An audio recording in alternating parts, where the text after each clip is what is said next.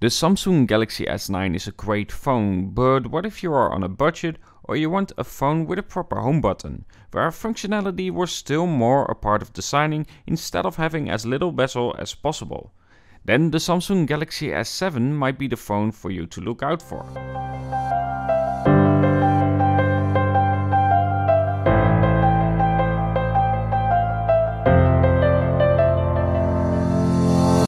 So the Samsung Galaxy S7 design feels very familiar compared to the S8 and the S9. It has the same metal and glass sandwich going on, but there are some important key differences. For one, it has a home button, which is something I really like, and it has the capacitive buttons on the sides, making it a much easier phone to use and faster in some cases. And I like it when I have a nice home button you can actually press, but also functions as the fingerprint scanner that is placed great because it's easy to reach.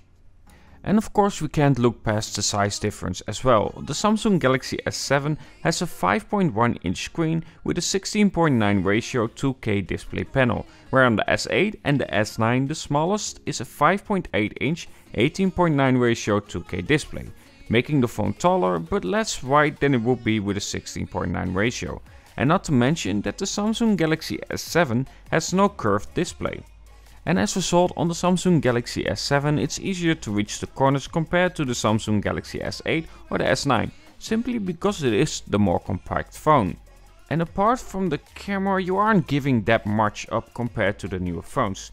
Yes, it has the older chip, but on your average daily use you won't really notice it that much, simply because most of the times we are using lighter apps like Twitter, Facebook and so on. But let's talk about the one part where we will notice the difference between the Samsung Galaxy S9 and the S7, and that is the camera. The Samsung Galaxy S7 has a 12 megapixel camera with a f1.7 aperture, and when you have enough light, pictures are still great, details are sharp and the saturation is of course what we are used to from Samsung. The dynamic range, while not being able to battle against the likes of the Samsung Galaxy S9, is still great though. And here are some sample shots between the Samsung Galaxy S7 and the S9, showing you the difference between the two.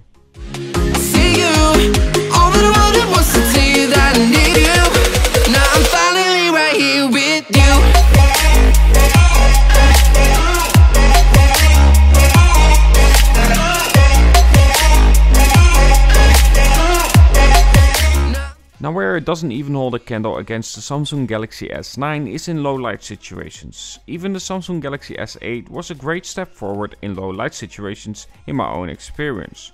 Low light shots are way too warm and most of the times it's just all yellow and pictures have plenty of grain to them.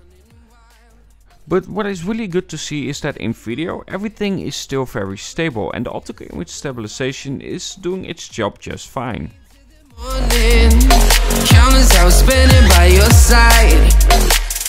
You look at me, I'm soaring, seeing all the truth behind your eyes. Now like I said, for myself I'm a fan of the designs where we actually have a home button like we see on the Samsung Galaxy S7. But I'm also a big fan of good cameras. And on a phone, unless it sacrifices something really important, like a headphone jack, I can accept the trend of less bezels unless we see many notches. Ah, dang, I'm too late. However, when it comes to user experience, the Samsung Galaxy S7 is the nicer phone to use on a daily basis because it's a more compact phone, and the 16:9 ratio also makes it easier to reach the top of the display. If you are looking for a phone and you can get the S7 for a decent price, I would really advise you to compare the S7 to some newer budget phones around the 200 and 250 mark and see how you feel compared to the budget phones out there. For me, if I would design a dream phone for myself, the home button without a doubt would be a feature, as the removable back would be though. And of course I'm aware that the Samsung Galaxy S7 just has a 3000 mAh battery and it isn't the greatest battery life out there, but I think that the Samsung Galaxy S7 is still a great phone to get. What is your opinion? Let me know in the comments below, and of course don't forget to like if you liked and subscribe if you loved. Have a good one and talk to you guys in the next